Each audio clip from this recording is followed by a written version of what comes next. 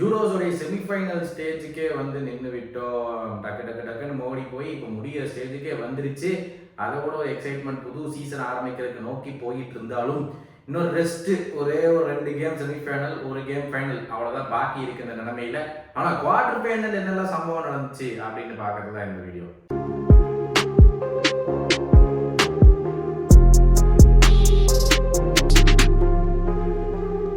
Hello, welcome back to football பேச்சு. நீங்க பார்த்துட்டு இருக்கிறது யூரோஸ் 2024 இன் ஜெர்மனி. அதனுடைய குவார்டர் ஃபைனல்ஸோட ரிவ்யூவும் செமிஃபைனல்ஸோட ப்ரிவியூவும் தான் இந்த வீடியோவில் பார்க்க போகிறோம். ஏற்கனவே உங்களுக்கு கண்டென்ட் பிடிச்சிருந்து இது வரைக்கும் பார்த்துருந்தீங்கனாலே ப்ளீஸ் மறக்காம சப்ஸ்கிரைப் பண்ணிட்டு அப்புறம் போங்க. Okay, thank you so much. இது வரைக்கும் வீடியோ வந்துருந்தீங்கனாலே பெரிய விஷயம் தான்.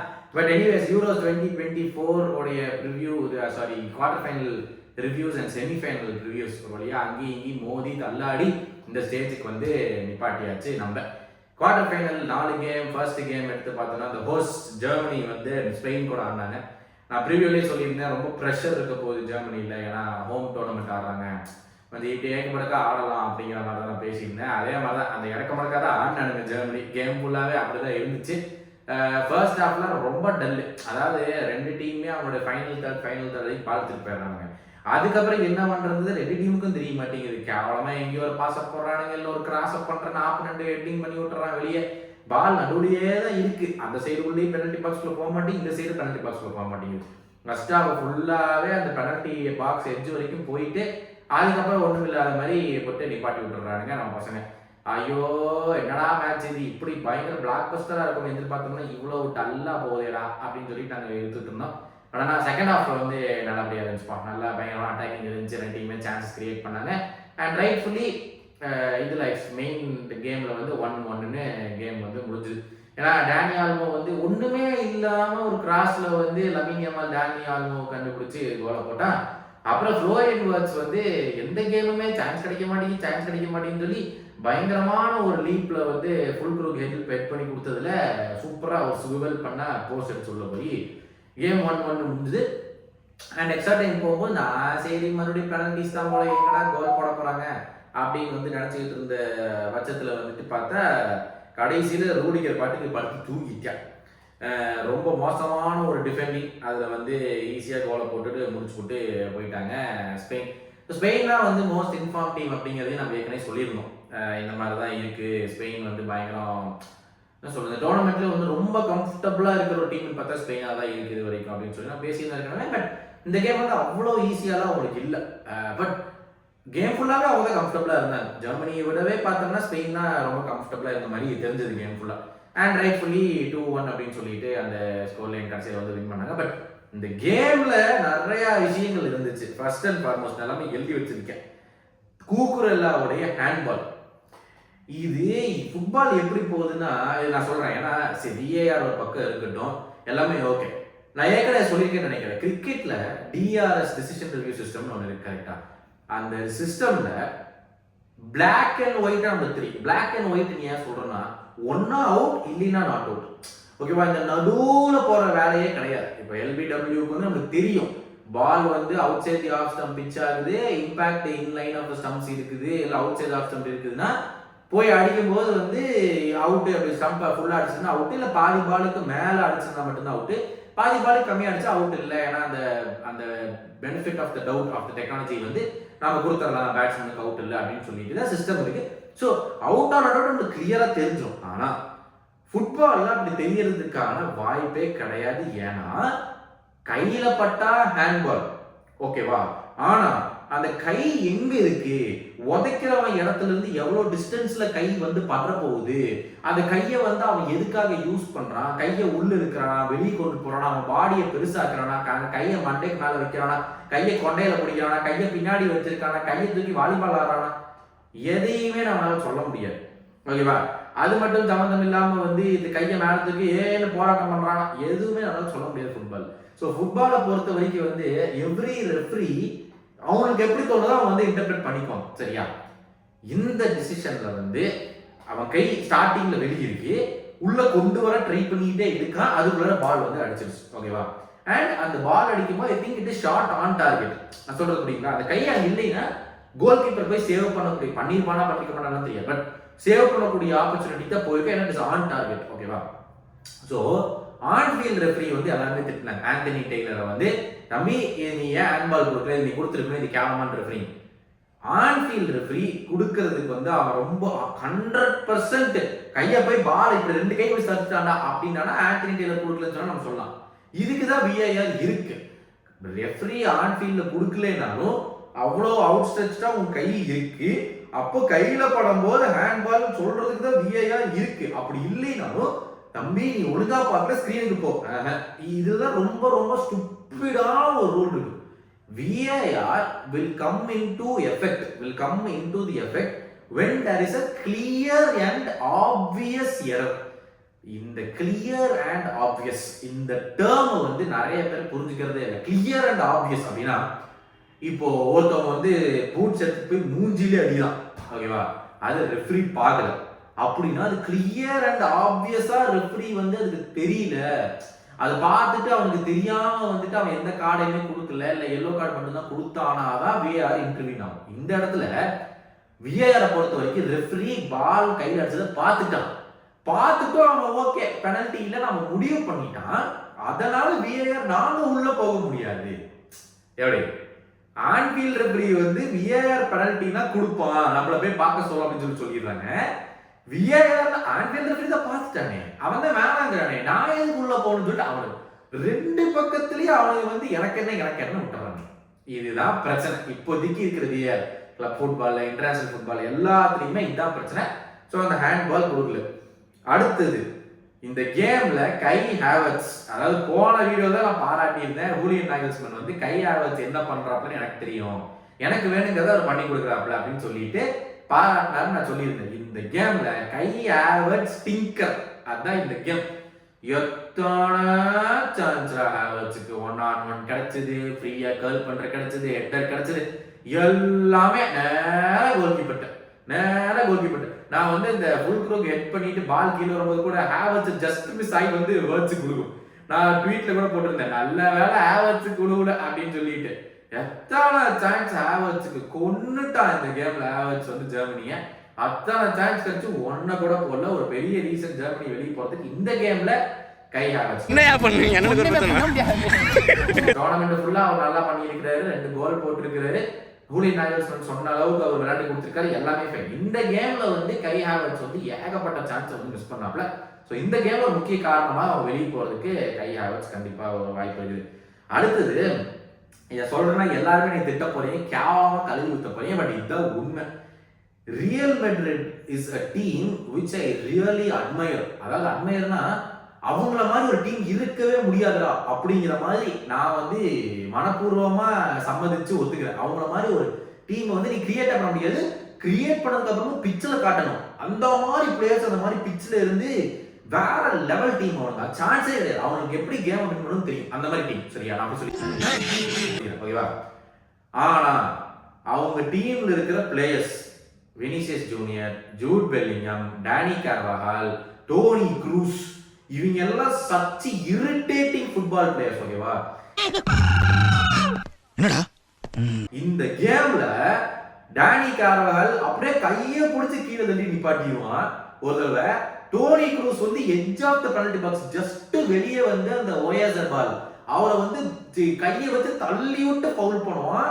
அதுக்கும் வந்து ரெஃபரி வந்து ஃப்ரீ கிக் போடுறான். பெனல்டி பாக்ஸுக்கு ஜஸ்ட் வெளியே அந்த ஒரு யூ மாதிரி வரும்ல அந்த இடத்துல, அதுக்கும் கொடுக்க மாட்டான். டோனி க்ரூஸ் வந்து is such an irritating football player. இந்த கேம்ல வந்துட்டு அவன் என்னெல்லாம் வந்து தப்பா பண்ணி ஆப்போனன்ட் டிஸ்டர்ப் பண்ண முடியுமோ பண்ணான்.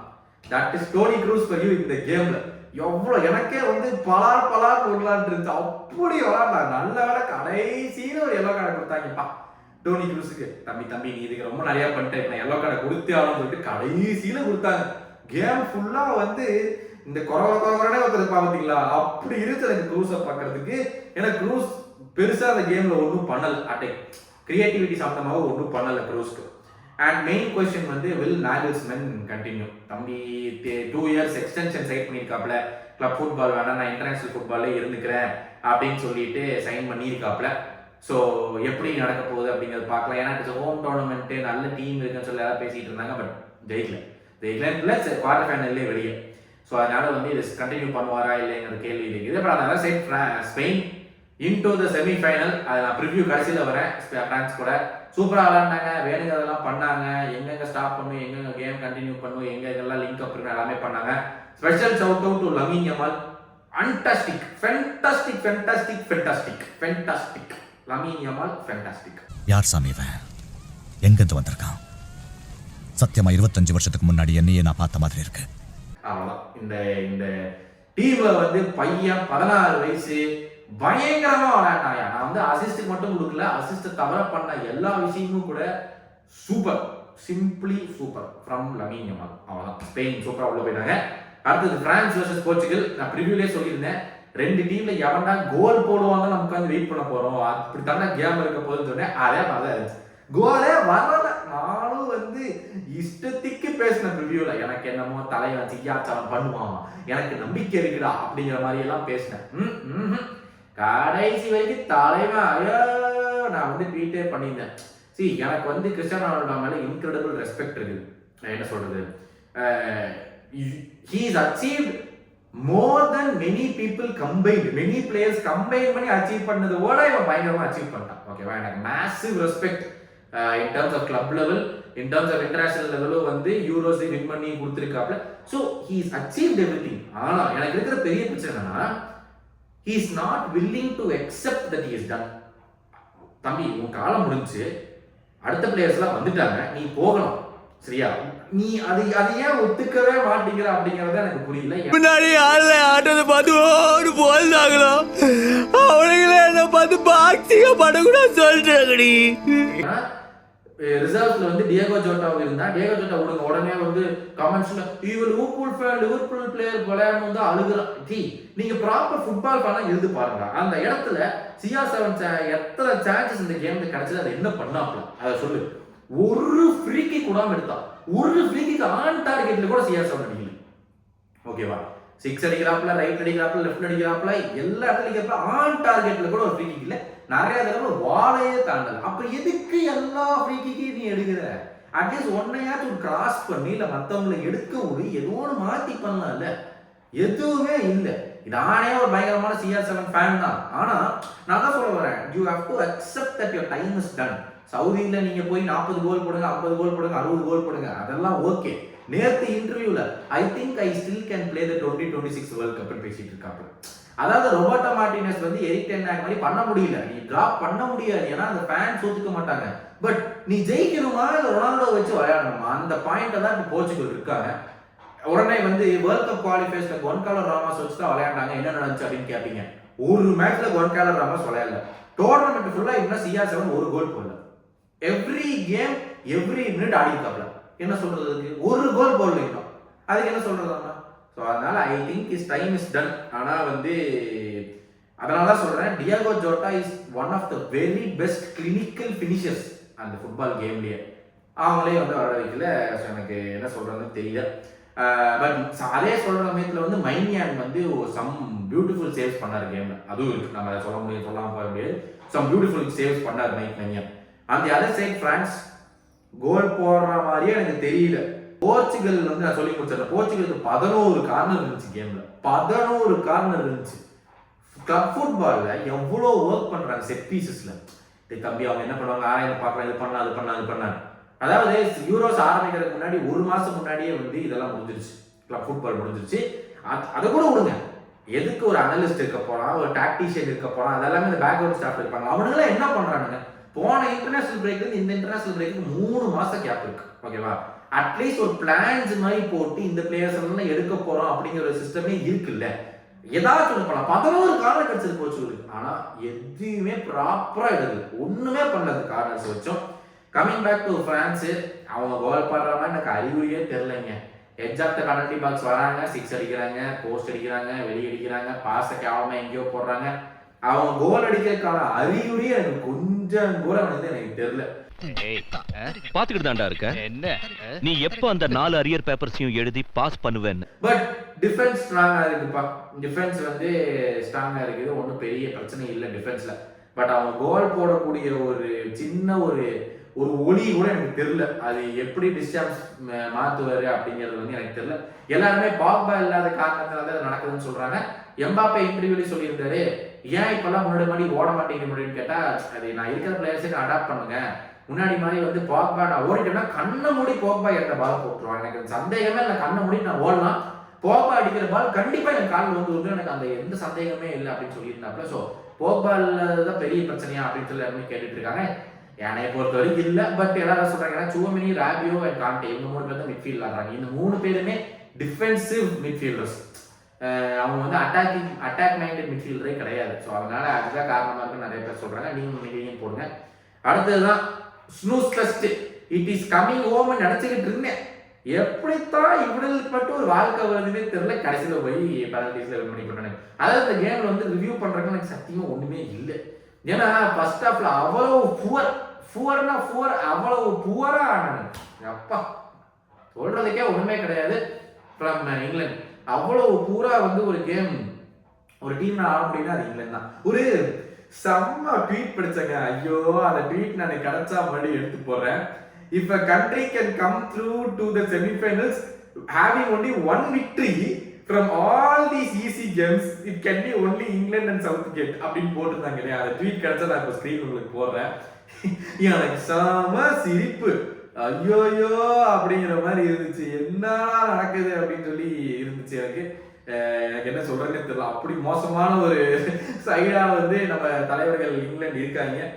கைல் வாக்கர் டோர்னமெண்ட் ஃபுல்லா எல்லாருமே சொல்றாங்க தம்பி கொஞ்சம் இம்ப்ரூவ் பண்ணலாமா ப்ளீஸ் அப்படிங்கிற மாதிரி எல்லாருமே பேசுறாங்க. ஆனா நான் இப்படித்தான் இருப்பேன், நீங்க வேணா பண்ணுங்க வேண்டாட்டி போங்க அப்படிங்கிற மாதிரி நம்ம தலைவர் ஆடுறாப்புல. இதுல என்ன சொல்றதுன்னு எனக்கு ஒன்றும் புரிய மாட்டேங்குது. கைல் வாக்கர் அது தெரியலப்பா, அது அப்படிதான் கோலுக்கு அசால்ட்டா அந்த சுவிட்சர்லாந்து பிளேயர் அவனுக்கு முன்னாடி போய் வந்து டேப்பிங் பண்ணுவான். என்ன சொல்றதுன்னு தெரியல. சாக்கா இந்த வருஷம் இந்த மேட்ச்ல வந்து இந்த இவனுக்கு என்னது அந்த பிளேயர் பேர் என்னப்பா மார்கேஹி வந்து சஸ்பெண்டட். நான் இன்ஜர்னால ஓகே தூக்கிட்டே நினைச்சேன் ரிவ்யூல பார்த்தா சஸ்பெண்டட். அதாவது வந்து எஸ்டி கான்சா உள்ள கலந்தாப்புல பேக் 3 ஆடினாப்புல அவன் Stones and Walker with Saka wing back and Trippier wing back. அதனால ஃபோடன் நல்லா அவனுடைய நம்பர் 10 ரோல் ஃபோடன் பெல்லிங்கும் ஆட முடிஞ்சது. அதுக்கு பின்னாடி வந்து மெயினோவும் ரைஸும் ஆடினாங்க. அப் டாப் வந்து கேன் ஆடினான். இது வந்து இவ்வளோ கிரியேட்டிவிட்டி கம்மியாக இருக்குது. லைன்ஸுக்கு பின்னாடி தாண்டி ஓட முடியல, எதுவுமே பண்ண முடியல. இருக்கிறதுலே 2 ஃபாஸ்ட் பேஸ் பிளேயர்ஸ் ஓலி வாட்கின்ஸும் ஆட விடுறது இல்லை, ஆண்டனி கார்டனையும் ஆட விடுறது இல்லை. இருக்கிறதுலே ஒன்லி கிரியேட்டர் இந்த டீம் ட்ரெண்ட் அலெக்சாண்டர் ஆர்னால்டையும் ஆட விடுறது இல்லை. எனக்கு தெரியல அவ்வளோதான் என்னால் சொல்ல முடியும். பாமர் மறுபடியும் கொண்டு வந்தோடனே அவங்க இது கோல் போட்டோடனே அப்படியே தமிழ்நாட்டில் பாமர் கொண்டு வந்தோடனே மறுபடியும் ஃபோடனுக்கு என்ன பண்ணுறதுன்னு தெரியல. ஐயோ எனக்கு டயர்ட் ஆகுதுப்பா. நீங்கள் ஏதாச்சும் சொல்லுங்கள், இதை மாற்றுறதுக்கு வந்து எனக்கு தெரியல செமிஃபைனல் என்ன ஒன்று. பட் லாஸ்ட் கேம் பெருசாக பேசுகிற குழம்பு நெதர்லாண்ட்ஸ் டர்க்கியை லீட் எடுத்தாங்க. அதுக்கப்புறம் தான் Netherlands came back and 2 super goal போட்டாங்க. ஸ்டெஃபான் டிவ்ரிச் ஒரு சாயமா ஹெட்டரு. அதுக்கப்புறம் வந்து கோடி கேக்கோ மறுபடி டிஃபெண்டர் தாண்டி அடிச்சார். பட் டிஃபெண்டர் பட்டு உள்ள போனனால அது ஓன் கோல் அப்படின்னு சொல்லிட்டாங்க. அண்ட் யூஸ்வல் மெம்பிஸ் டிபாய் வந்து 6 அடிச்சாரு கேம் ஃபுல்லாக. அடிச்சுக்கிட்டு ஒன்றுமே தெரியாத மாதிரி பார்ப்பான். நான் அடிச்சுனாவே எனக்கு தெரியலப்பா நானா அப்படிங்கிற மாதிரி பார்ப்பான். டேய் ஒரு தடவையாச்சும் ஆன் டார்கெட் ஆச்சு அடிடா அப்படிங்கிற மாதிரி இருந்துச்சு. எனக்கு டிப்பாயிட்டு அதையும் அவன் பண்ணலை. பட் எனிவேஸ் எனக்கு பிடிச்ச நெதர்லாண்ட்ஸ் வந்துட்டு செமிஃபைனல் வந்துட்டாங்க. ஸோ 4 டீம் தான் பாக்கி இது coming to semi-final stage. First semi-final வந்து ஸ்பெயின் வர்சஸ் பிரான்ஸு. ஒன்று கோல் போட தெரியாது, இன்னொன்று கோல் மட்டும்தான் போட தெரியும் அப்படிங்கிற 2 சைடு ஆடுறாங்க. இதில் பெருசாக எனக்கு ப்ரிவியூக்குன்னு சொல்கிறதுக்கு எனக்கு எப்படியும் எனக்கு அவ்வளோவா தெரியல. இன்னும் என்ன நடக்கும் அப்படிங்கிறது வந்து எல்லாத்துக்கும் தெரியும். ஸ்பெயின் பயங்கரமாக அட்டாக் பண்ண போகிறாங்க, பிரான்ஸ் பயங்கரமாக டிஃபெண்ட் பண்ண போகிறாங்க. இதுதான் வந்து இந்த கேமாகவே இருக்க முடியும். ஏன்னா சலீபா ஓப்பமக்கான டிஃபென்ஸ் செம்மையாக இருக்குது. அந்த சைடு வந்து லப்போர்ட் அண்ட் லீ நார்மன் டிஃபென்ஸும் செம்மையாக இருக்குது, அதுலேயும் இல்லைன்னு சொல்ல முடியாது. அதே மாதிரி நம்ம ராட்ரி வழக்கமாக ராட்ரி என்ன பண்ணுவாங்க. ஏன்னா ஸ்பெயின் ஜெர்மனி கேம்லேயே மூசியால ஜட்டி மட்டும்தான் அவுக்கல, மற்ற எல்லாத்தையுமே பண்ணிட்டான். பால் எடுத்து மூசியால ஓடினானா இவனும் கீழே விழுந்து மூசியால ஜட்டி பிடிச்சி அவுக்கிறதா இவனுக்கு வேலையே கேம் ஃபுல்லாகவே. அந்த கேம்ல ராட்ரிக்கு என்னடா இப்படி வேணா அப்படிங்கிற மாதிரி இருந்துச்சு. எனக்கு ராட்ரி எப்படி மாற போறதில்ல, அப்படிதான் இந்த தலைவர் ஆட போறான். எனிவேஸ் இதான் நடக்க போகுது இந்த கேம்ல. என்னை பொறுத்த வரைக்கும் Spain will just qualify into the final அப்படிங்கிற மாதிரி தெரியும். எனக்கு பிரான்ஸ் எனக்கு அவ்வளோ நம்பிக்கை இல்லை இந்த வருஷம் வந்து. நான் இன்னுமே கோல் போடலைங்க, இன்னுமே ஒரே கோல், அது பெனல்டி கோல். இன்னுமே ஓப்பன் பிளேல ஒரு கோல் போட்டு செமிஃபைனல் வந்துட்டாங்க. இந்த மாதிரி ஸ்டாட்ஸ் எல்லாம் வச்சு ஃபைனலே போனாங்கன்னு வைங்க, வேற லெவல்ல இருக்கும். 2 ஓன் கோல், ஒரு penalty goal, and team is in to the semi-finals. எப்படி வேற லெவல். ஸோ அதனால ஸ்பெயின் தான் என்னோட ஃபேவரட்ஸ் தெரியுது. ரெண்டாவது ஐயோ நெதர்லாண்ட்ஸ் வர்சஸ் இங்கிலாந்து. நம்ம லிவர்பூல் மேனேஜர் வந்து குவிஸ் பண்ணும்போது அந்த இன்டர்வியூ ஃபர்ஸ்ட் ப்ரெஸ் இன்டர்வியூல கேட்டிருந்தாங்க, please ask Virgil van Dijk to Cody Gakpo to not play at his best against us அப்படின்றாங்க. ரிப்போர்ட்டர் வந்து இங்கிலாந்துக்காரர். அதுக்கு வந்து இவரு ஸ்லாட் சொல்லியிருந்தாப்ல, சும்மா இல்லையா எனக்கு முதல்ல யூரோஸ் தான் வேணும், ஹோப்ஃபுல்லி நெதர்லாண்ட்ஸ் வின்ஸ் யூரோஸ் அப்படின்னு சொல்லியிருந்தாப்ல. ஸோ இந்த இதுல வந்துட்டு என்ன சொல்றது, நெதர்லாண்ட்ஸும் முக்குது கோல் போடுறதுக்கு இங்கிலாந்து முக்கி தள்ளிட்டாங்க. இதுக்கு மேல முக்க ஒண்ணுமே இல்லை. அதனால இந்த கேம்ல வந்து எனக்கு என்னமோ இந்த கேம்ல கோல் வருமாங்கிறது சந்தேகமா தான் இருக்கு. கார்னர்ல வந்து ஏதோ நெதர்லாந்து ஸ்கோர் பண்ணா உண்டே தவிர ரெண்டு டீமே கோல் போடுற மாதிரி எனக்கு தெரியல. எனக்கு தெரிஞ்சு மறுபடியும் எக்ஸ்ட்ரா டைம் போய் பெனல்டிஸ் தான் போறதுக்கான வாய்ப்பு இருக்குதுன்னு நினைக்கிறேன். பட் ஒன்றும் சொல்றதுக்கு இல்லை. நான் வேற இட்ஸ் கமிங் ஹோம்னு சொல்லிட்டு இட்ஸ் கோயிங் ஹோம்னு நான் மாற்றி விட்டேன். ஆனா இப்படி சொல்லியே அவங்க செமிஃபைனல் வந்துட்டாங்க. இந்த தடவை உண்மையாவே இட்ஸ் கமிங் ஹோமோ எனக்கு கொஞ்சம் சந்தேகமா தான் இருக்கு. நீங்க நினைக்கிறீங்க காமெண்ட்ஸ்ல போடுங்க. ரெண்டு கேமுக்குமே நான் ஏதாச்சும் இந்த 4 games குவார்டர் ஃபைனல் சோட் பண்ணி சொல்லுங்க. கூடி சீக்கிரம் வந்து செமிஃபைனல்ஸ் ரிவ்யூவோட சந்திக்கிறேன். This is Gautham. Don't forget to like, share and subscribe to football page. Very close 4000க்கு வந்து இன்னும் 20 பேர் தான் வழிப்பறி பண்ணி சேர்த்துட்டு போங்க. Thank you so much. கூடி சீக்கிரம் சந்திக்கிறேன். கௌதம்.